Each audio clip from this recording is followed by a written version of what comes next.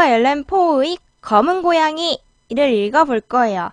아주 너무너무 유명한 작품이죠. 우리가 어릴 때부터 많이 봤었던, 이거 저도 어릴 때 많이 봤던 것 같아요.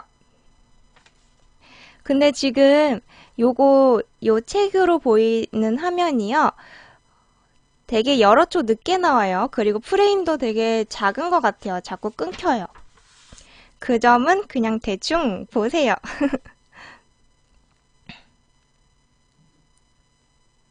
자, 한번 에드거 앨런 포의 소설을 읽어보죠.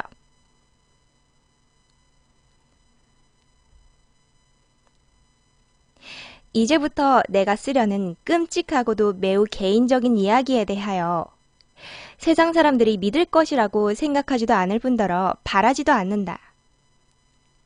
그것은 나 자신조차 믿기 어려운 사건이었으므로 혹시 사람들이 내 이야기를 믿을 것이라고 생각한다면 나는 정말 미친 사람일 것이다.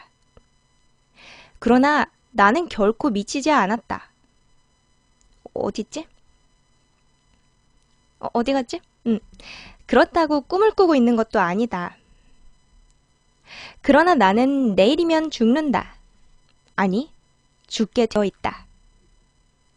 그러므로 오늘 내 마음의 무거운 짐을 다 내려놓을 생각이다.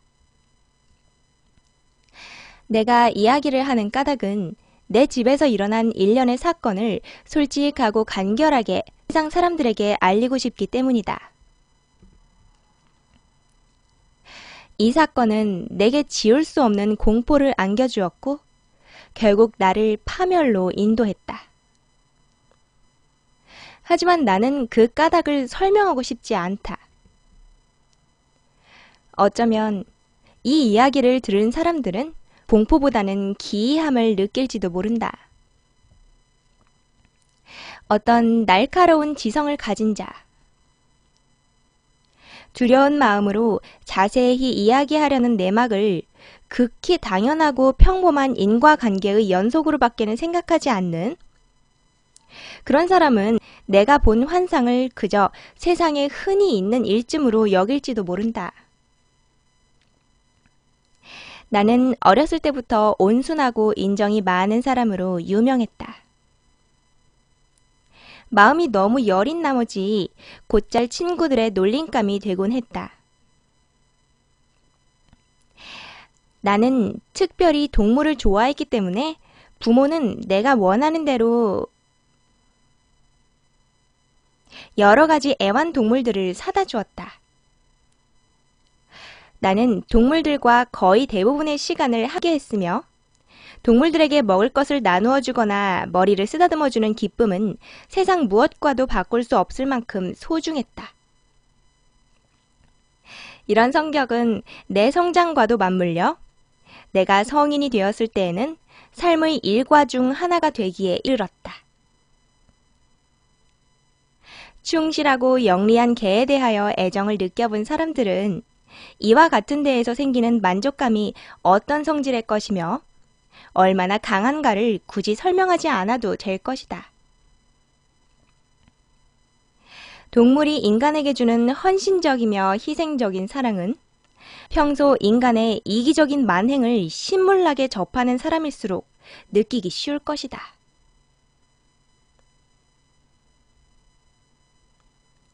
나는 내 또래에 비해 일찍 결혼했다.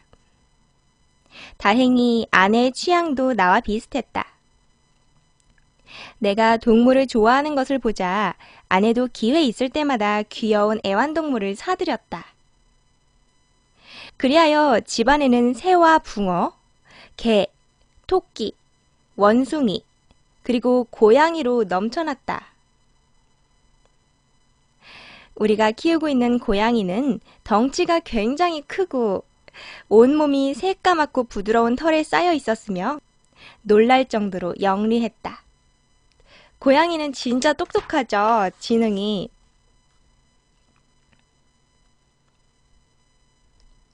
우리 부부가 고양이에 대한 화제를 입에 올리고 있을 때 그 영리하다는 말이 나오면 아내는 조금 주의를 기울였다.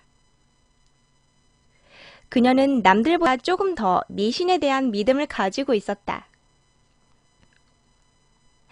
아내는 옛사람들이 검은 고양이를 변장한 마녀라고 생각했다고 내게 속삭이곤 했다. 그래서 지금 고양이를 의식하고 있나 봐요. 그렇다고 해서 아내가 크게 겁을 먹고 그랬다는 것은 아니다. 다만 지금 갑자기 머릿속에 언뜻 떠올라서 하는 말이다. 아, 지금 고양이 3마리가 일본 집에 있군요.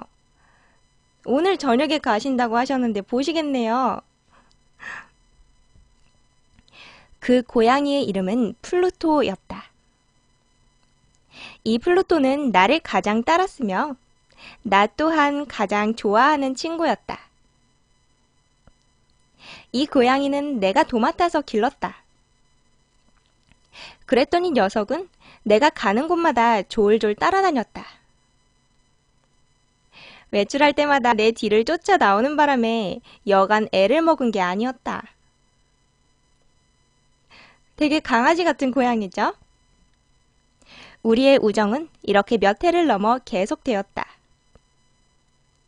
그 사이 나의 가치관과 성격이 그 악마와 같은 알코올, 괄호치고, 고백하기가 부끄러운 일이지만, 괄호 닫고. 어쨌든 알코올 탓에 극도로 날카로워지고 있었다. 나는 나날이 더 침울하고 성급한 성격으로 변해갔으며, 남의 감정을 무시하는 일이 갈수록 심해졌다. 나는 아내에게 험한 욕설을 퍼부었다. 심지어 손찌검까지 했다. 물론 내가 기르는 동물들에게도 이런 나의 변화에 영향이 미쳤다. 나는 내 애완동물들을 거들떠보지 않았을 뿐만 아니라 학대하기까지 했다. 물론 플루토 앞에서는 자신의 폭력을 머뭇거릴 만큼의 애정이 아직 남아 있었다. 그러나 토끼나 원숭이, 개 등이 우연히 또는 애정을 호소하며 내 발을 거추장스럽게 할 때는 서슴지 않고 호되게 팔을 휘둘렀다. 네, 새해 복 많이 받으세요. 나의 병, 괄호치고 알코올 중독처럼 무서운 병이 또 어디 있겠는가, 괄호 닫고.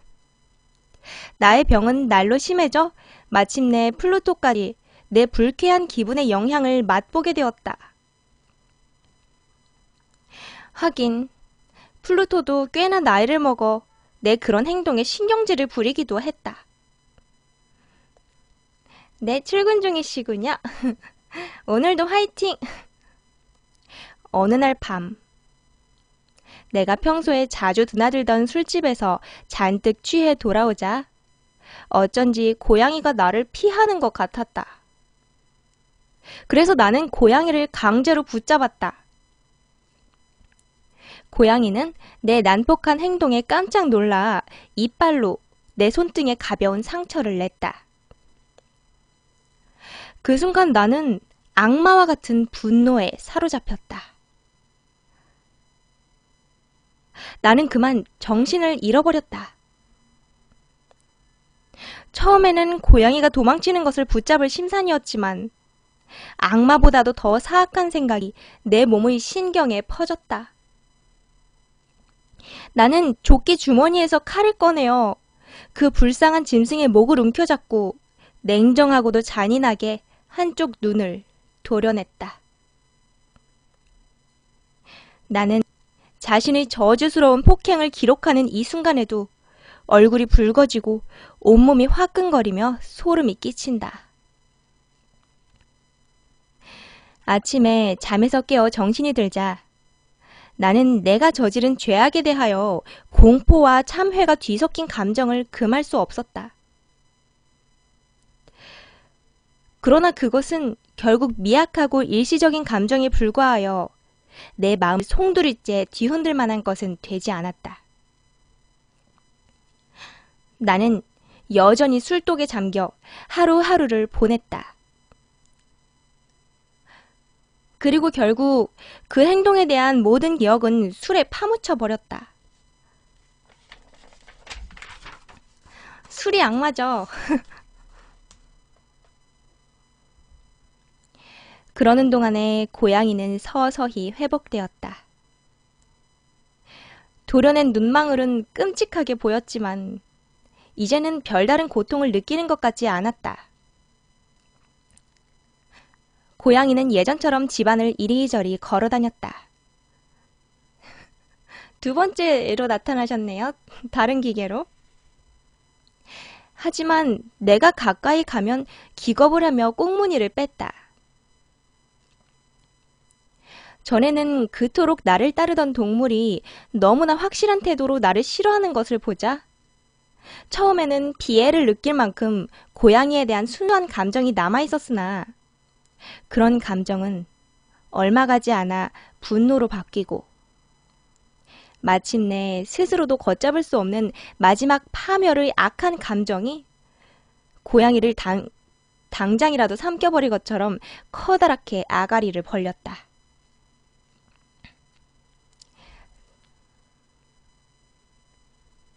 이런 감정은 지금껏 나온 철학으로는 아무런 해석도 할 수 없다. 매니저님 아닌데. 지금 매니저님 안 계십니다. 지금은 지정되어 있지 않아요, 아무도. 아무튼.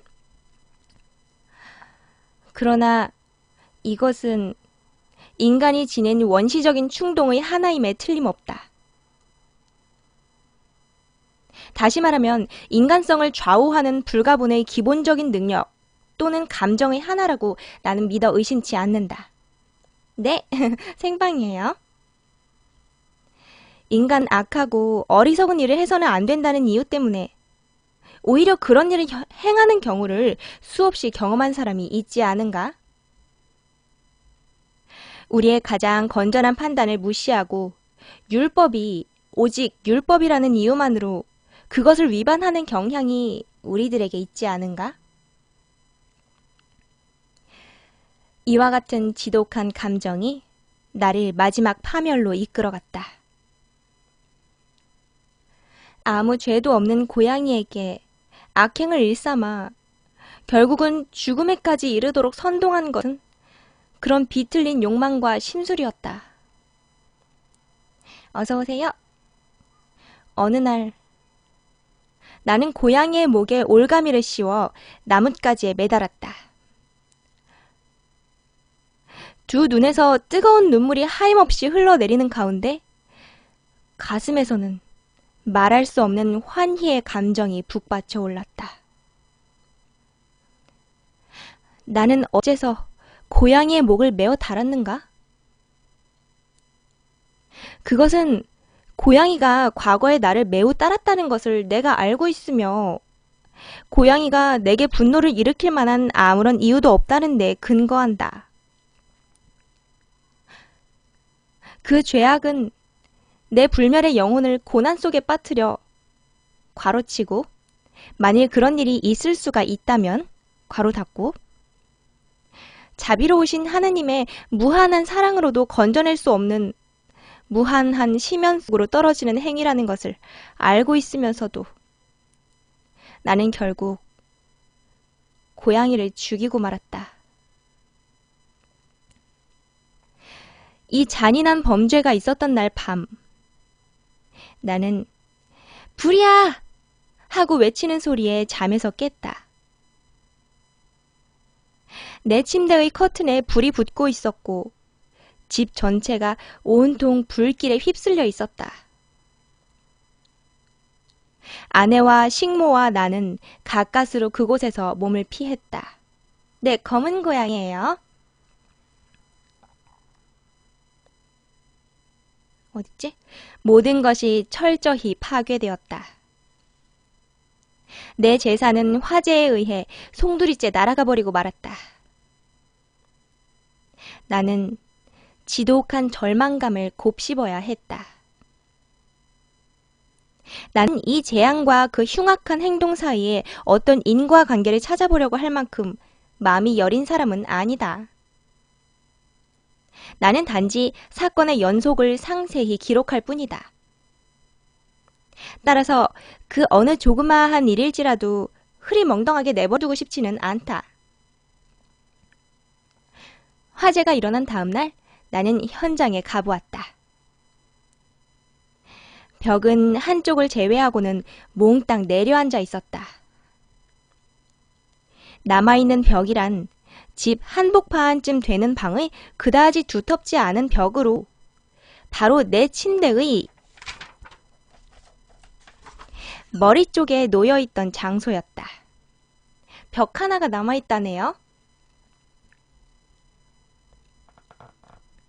이 부분의 벽에 바른 흙은 불에 상당히 견딘 흔적이 보였는데 그것은 아마 새로 바른 지 얼마 되지 않아서일 것이다. 그런데 사람들이 그 벽 주위에 모여 그 한 부분을 주의 깊게 살펴보았다. 이상한걸? 참 신기하군 그래. 그 외에 이와 비슷한 다른 말들이 내 호기심을 끌었다. 가까이 가서 보니 커다란 고양이의 형상이 흰 벽에 부조처럼 옅게 도드라져 올라와 있었다. 그 상의 모습은 놀라울 만큼 뚜렷했다. 게다가 고양이의 목에는 올가미가 씌워져 있었다. 나는 처음에 이 유령을 보았을 때 괄호치고 나는 유령이라고 볼 수밖에 없었다. 괄호 닫고 놀라움과 두려움이 극도에 달했다. 그러나 돌이켜 생각해보고 마음을 가라앉혔다. 이 집에 접해 있는 정원에 고양이 목을 매달았던 것을 나는 깨달았다. 불이야! 하는 외침에 사람들이 정원 안에 가득 모여들었었는데 아마도 그중 한 사람이 올가미를 끊어버리고 고양이를 열린 창문을 통해 내 침실에 던졌던 모양이다. 아마 나를 깨우기 위해 그랬던 것 같다. 되게 비이성적인 생각을 하고 있죠, 지금? 다른 벽들이 무너지면서 내 잔인한 행동에 희생이 된 이 고양이는 아마 새로 칠한 벽에 틀어박혔을 것이다. 석회가 불에 타면서 동물의 시체에서 일어나는 아모니아와 혼합되어 내가 지금 보는 바와 같은 형상을 만들어 놓았음이 분명했다. 내가 지금 상세히 설명한 이 놀라운 사실에 대하여 내 양심은 용납하지 않지만 내 이성은 쉽게 결론을 내렸다. 그리고 그건 내 안에 깊은 인상을 남겨놓았다. 그 후 여러 날 동안 고양이의 환상이 내 머리에서 떠나지 않았고 후회, 괄호치고 사실은 그런 건 아니지만 괄호 닫고 후회와 비슷한 감정이 내 마음속에서 싹트기 시작했다. 그리고는 어느 날인가부터 고양이가 없어진 것을 애석하게 생각하고 자주 드나드는 단골 선술집에서 나는 죽은 플루토를 대신할 다른 고양이가 없을까 하고 주위를 두리번거리기까지 했다. 어느 날 밤, 너저분한 그 술집에서 얼근히 취해 앉아있노라니 그 술집의 중요한 품목 중의 하나인 찐 술과 럼주를 담은 큰 술통 위에 무엇인가 시꺼먼 것이 쭈그리고 있는 모습이 눈에 띄었다. 나는 계속 그 술통 위를 바라보고 있었는데 어째서 좀 더 빨리 그것을 발견하지 못했는지 이상할 정도였다. 네, 출근 잘 하시고요. 새해 복 많이 받으시고요. 나는 가까이 가서 만져보았다. 그것은 커다란 검은 고양이였다. 플루토만큼이나 몸집이 크고 한 군데만 빼놓고는 모양도 플루토를 그대로 닮았다. 플루토는 몸의 어느 한 부분에도 흰 털을 찾아볼 수 없었는데 이 고양이는 희미하게나마 거의 가슴 전체에 흰 점이 박혀 있었다. 어서 오세요. 손으로 만지자 고양이는 곧 일어나 작게 작게 울음소리를 냈다. 내 손에 몸을 비벼대는 모습이 내 손들이 매우 반가운 모양이었다. 그 사람이 고양이한테 뭐 부르는 제스처를 취했을 때 고양이가 소리를 낸다는 거는 되게 그 애교가 많은 고양이인 거죠. 이것이야말로 내가 찾고 있던 고양이였다. 나는 주인에게 고양이를 팔라고 말했다. 그러나 주인은 자기 고양이가 아니고 어디서 왔는지도 모르며 전에 본 일조차 없으므로 자기에게는 아무런 권리도 없다고 했다. 참 그냥 거짓말하고 팔아도 되는데 장사하는 사람이 되게 양심 있네요. 나는 계속해서 고양이를 쓰다듬어 주었다. 이윽고 집에 돌아오려고 하자 고양이는 나를 쫓아올 눈치였다. 나는 그냥 내버려 두었다. 가끔 길을 걷던 발을 멈추고 몸을 굽혀 고양이 등을 어루만져 주었다. 집에 돌아오자 고양이는 곧 길이 들었다. 아내 역시 귀여워했다. 그런데 나는 얼마 가지 않아 그 고양이에게 실증을 느꼈다. 이것은 참으로 뜻밖의 일이었다. 웬일인지 고양이가 나를 따르는 것이 오히려 나를 불쾌하게 하고 성가시게 했다. 그런데 이 불쾌함과 성가심은 시간이 지남에 따라 차츰 증오로 변해갔다. 결국 나는 고양이를 멀리했다. 다만 내가 전에 저지른 잔인한 행동에 대한 수치심과 기억이 아직 선명하게 남아있었기 때문에 고양이를 육체적으로 학대하는 일은 없었다. 그렇게 2, 3주일 동안은 고양이를 때리지도 않고 난폭하게 다루지도 않았다. 그러나 나는 점점 말할 수 없는 증오감을 느끼고 마치 전염병 환자의 입김을 피하듯이 고양이를 피해 달아나기 시작했다. 고양이를 집에 데려온 다음 날 아침, 그 고양이도 플루토와 마찬가지로 한쪽 눈이 멀었다는 사실을 알게 되었다. 그것이 그 고양이에 대한 증오심에 확신을 주는 점화제가 되었다. 그러나 전에도 말했지만 남달리 인정이 많은 아내는 그 때문에 오히려 고양이를 동정하고 귀여워했다. 또 이런 성격은 예전에 내가 가지고 있던 소박하고 순결한 즐거움의 근원이었다. 그 아내와 주인공 역시 원래는 되게 그 동물을 사랑하는 사람이었던 거죠. 그러나 내가 고양이를 미워할수록 고양이는 나를 더욱 따르는 것 같았다. 고양이는 이 글을 읽는 독자에게 납득시키기가 어려울 만큼 성가시게 내 뒤를 쫓아다녔다. 내가 어디에 가 있든지 의뢰에 쫓아와서 내 의자 앞에 앉거나 무릎 위에 뛰어올라 그 진저리 나는 검은 몸뚱이를 비벼댔다.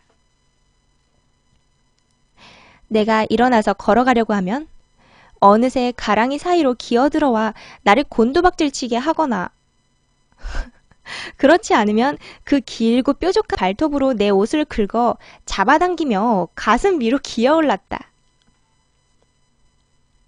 나는 그럴 때마다 단숨에 때려 죽이고 싶었지만 차마 그렇게 하지 못하고 꾹 참았다.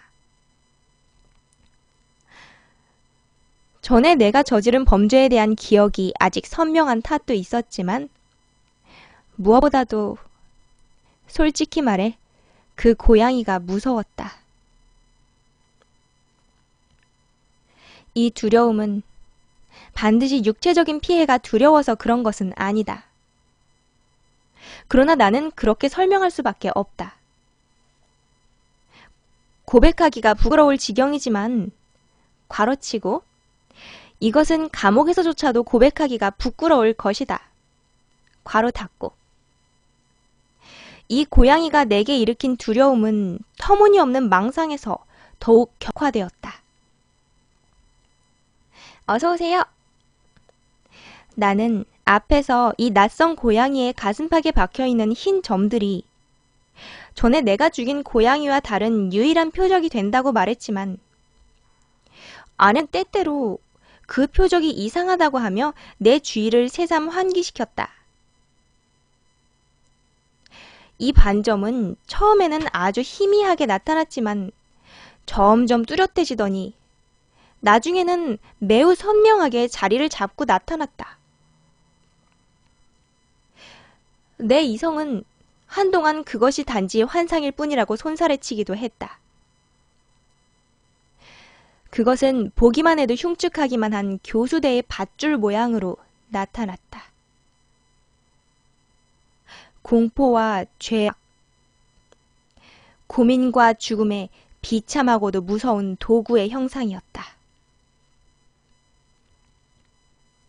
그렇게 해서 나는 보통 사람들이 당하는 고통을 초월한 괴로움에 빠졌다. 한 마리의 고양이가 전능하신 하나님의 형상을 그대로 따 창조된 인간인 내게 이와 같이 참을 수 없는 고민을 안겨주다니. 밤낮을 가리지 않고 내게는 안식의 기쁨이란 티끌만큼도 없었다.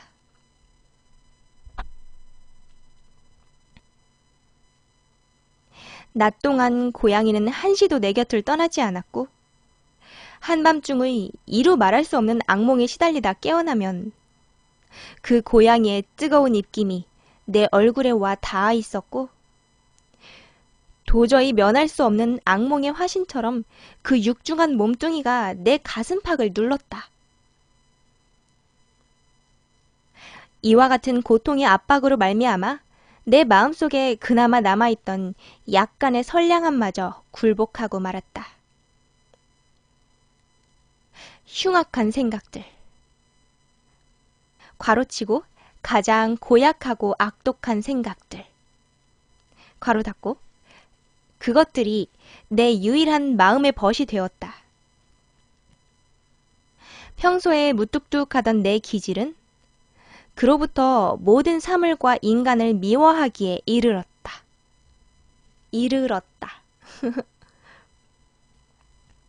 나는 시시때때로 돌발하는 걷잡을 수 없는 분노의 폭발에 맹목적으로 내 몸을 맡기고 말았는데 아무 소리 없이 그 괴로움을 감당하고 있던 사람은 바로 내 아내였다. 포커스 좀 맞춰야겠어요.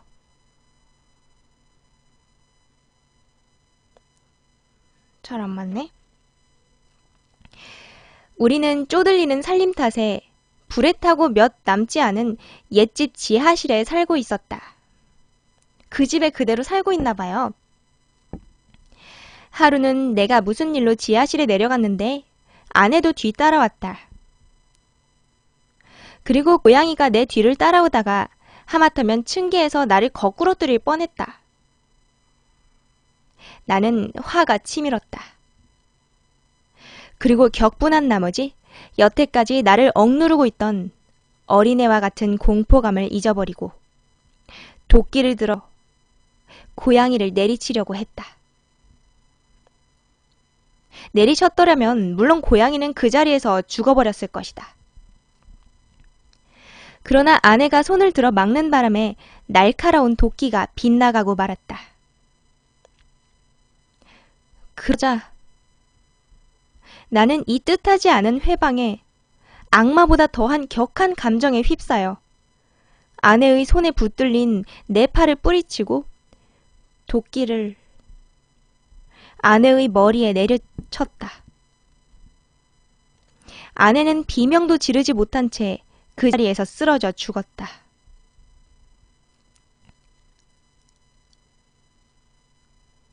이처럼 무서운 살인을 저질렀지만 나는 곧 냉정해졌고 아내의 시체를 감출 방법을 생각했다. 낮이든 밤이든 이웃 사람의 눈에 띄지 않게 시체를 밖으로 끌어내기는 불가능했으므로 여러 가지 계획을 머릿속에 그려보아야 했다.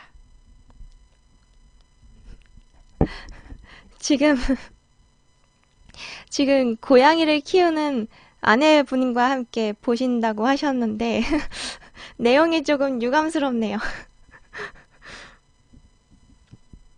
자, 아무튼 방법을 생각하고 있어요. 시체를 토막내어 불살라버리거나 지하실 밑바닥에 무덤을 파고 그 속에 묻어버릴까 하고 생각하기도 했다. 또는 마당 우물에 던져버릴까? 혹은 상품처럼 포장해서 인부를 시켜 집에서 자연스럽게 가지고 나가게 할까 하는 생각도 해보았다. 하지만 마침내 그 어느 것보다도 완벽한 계획이 머릿속에 떠올랐다.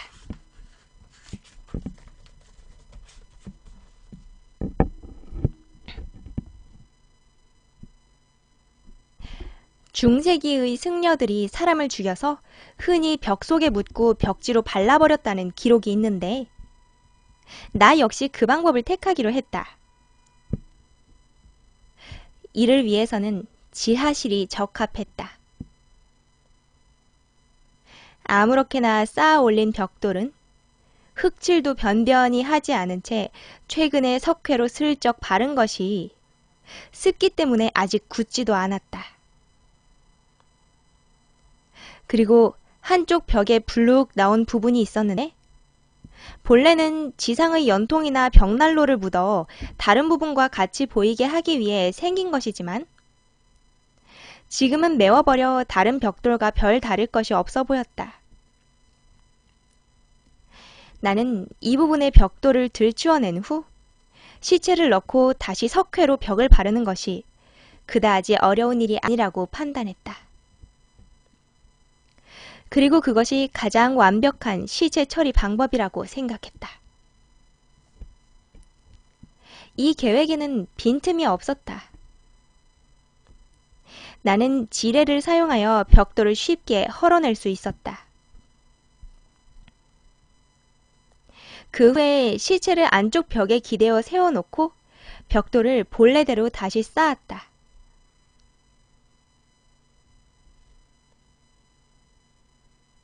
그리고 나서 모르타르를 만들어 조심스럽게 예전과 조금도 다름없이 벽돌과 벽돌 사이에 골고루 발랐다. 아, 발음이 좋아서 잘 들리는군요. 다행이네요. 일이 끝나자 나는 크게 한숨을 쉬었다. 벽은 조금도 손을 댄 것처럼 보이지 않았다. 땅바닥에 흩어져 있는 쓰레기들은 모조리 치워버렸다. 나는 제법 의기양양하게 주위를 돌아보며 중얼거렸다. 이만하면 수고한 보람이 있어. 의기양양하대. 다음에 할 일은 이와 같은 불행을 저지르게 만든 그 고양이를 찾는 일이다. 나는 그놈을 죽여버리려고 결심했다. 그때 고양이를 만나기만 했더라면 그놈의 운명은 두말할 여지가 없었을 것이다. 그러나 그 영악한 동물은 내가 격분하는 모습에 놀라 내 기분이 가라앉기 전에는 내 앞에 나타나지 않을 모양이었다. 그 미운 고양이가 없어지자 나는 쾌감을 맛보았다. 그것은 이루 설명할 수 없는 것으로 독자들조차 이해하기 힘들 것이다. 그날 밤 고양이는 끝내 나타나지 않았다. 나는 그 고양이가 내 집에 들어온 후 처음으로 고요히 깊은 잠에 들 수 있었다. 그날 밤에는 살인이라는 무거운 짐이 내 영혼을 내리누르고 있었지만 나는 깊이 잠들 수 있었다. 이튿날도 그 다음 날도 마찬가지였다.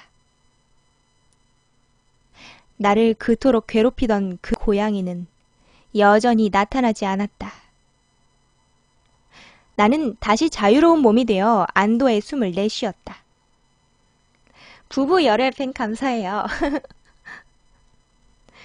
그 괴물은 내가 무서워서 아주 내 집을 떠나버렸다. 다시는 그놈을 보지 않아도 되었다. 나는 행복의 결정에 이르렀다. 내가 저지른 그 무서운 죄책감도 내 마음을 그다지 괴롭히지 못했다. 몇 차례 당국의 신문을 받았지만 척척 받아 넘길 수 있었다. 가택 수색도 당했다. 하지만 아무것도 발견되지 않았다. 이로써 나는 장래의 행복도 보장받을 수 있었다. 이 사건이 있은 후 닷새째 되는 날, 뜻밖에도 경찰관이 때를 지어 찾아와 재차 엄중하게 가택 수사를 했다. 나는 시체를 숨긴 곳은 절대로 들통나지 않으리라고 자신하고 있었기에 조금의 동요도 없이 그를 바라보았다. 경관들은 수색하던 도중 내게 동행할 것을 명령했다. 그들은 내 안내를 받아 집안을 구석구석 조사했고 드디어 4번째인가 5번째로 지하실로 내려갔다. 나는 눈 하나 깜짝이지 않았다. 심장은 천연덕스럽게 잠을 자는 사람처럼 태평스러웠다. 어서 오세요. 나는 팔짱을 끼고 그들 사이를 유유히 활보했다. 경찰은 나에 대한 의심을 완전히 풀고 자리를 떠나려고 했다. 나는 너무나 기뻐 참을 수가 없었다. 그들 앞에 뽐내며 내 무죄를 한층 더 확인시켜주고 싶은 생각으로 간절했다. 여러분! 경찰관들이 계단을 올라갈 때 나는 참다 못해 입을 열었다. 저는 여러분의 의심이 풀린 것이 무엇보다도 기쁩니다. 여러분의 건강을 비는 동시에 앞으로는 좀 더 예절을 지켜주시기를 바래요. 근데 여러분, 이 집은 구조가 썩 잘 되어 있어요. 이제 괄호치고 이때 나는 그들을 속인 격렬한 쾌감에 내가 무슨 말을 짓거리는지도 몰랐다. 괄호 닫고 정말 잘 지은 집이지요? 이 벽들은 말이에요. 왜 벌써 돌아가시려고 합니까? 이 벽돌은 아주 견고하지요. 나는 여기서 말을 멈추고 다만 호기를 부릴 생각으로 아내의 시체가 묻혀있는 장소의 벽돌을 지팡이로 힘껏 두들겼다. 오, 하나님이여. 저를 지켜주시어 악마의 어금니에서 건져주시옵소서.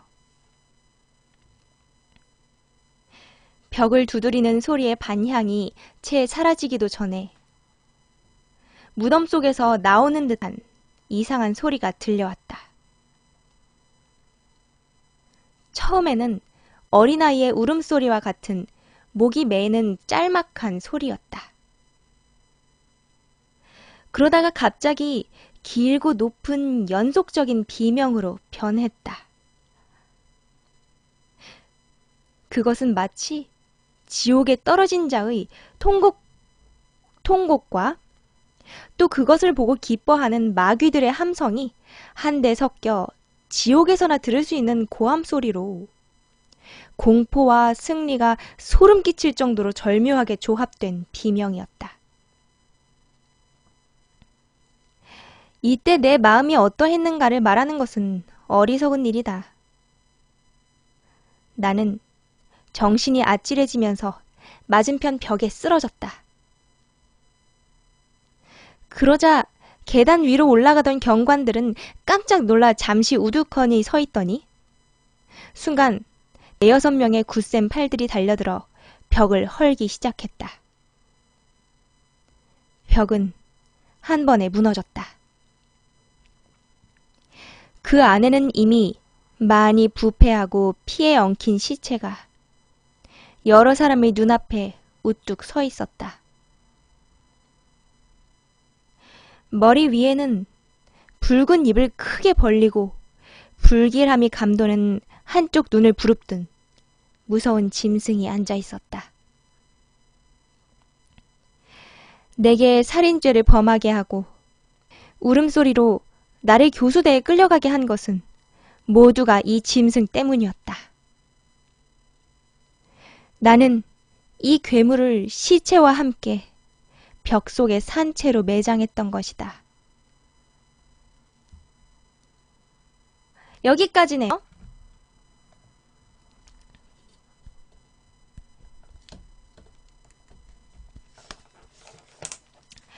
오늘 검은 고양이 다 읽었고요. 네, 고생하셨어요.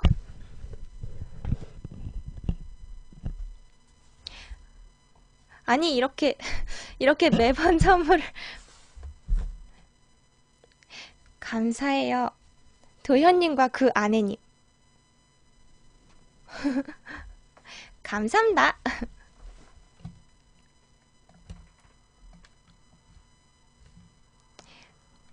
자, 오늘의 녹화 책은요. 에드거 앨런 포의 검은 고양이 읽었고요. 뭐 재밌는 얘기거리가 없었나?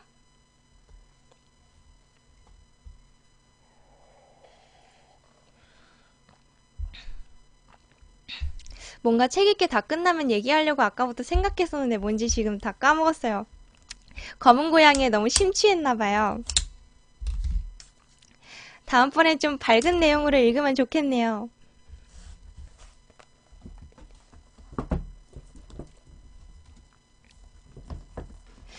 제가 이번에 빌려온 책들 중에 이게 있는데 맨스필드 단편선이에요. 이 맨스필드가 여류 작가인데요. 그 영어로 되어 있어요. 그래서 영어 한 페이지, 한글 한 페이지 이렇게 되어 있는데 이게 근데 내용들이 딱히 재밌지가 않아서 유익하긴 할 것 같은데 어떠려나 모르겠어요. 되게 흥미가 안일 것 같아요. 그래서 고민 중인데 이걸 할까요? 아니면 다른 책으로 좀 바꿔볼까요? 다음번에.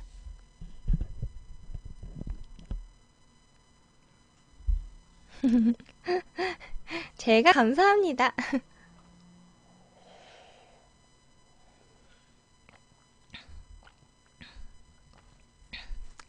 자, 일단은 녹화부터 끌게요. 스습.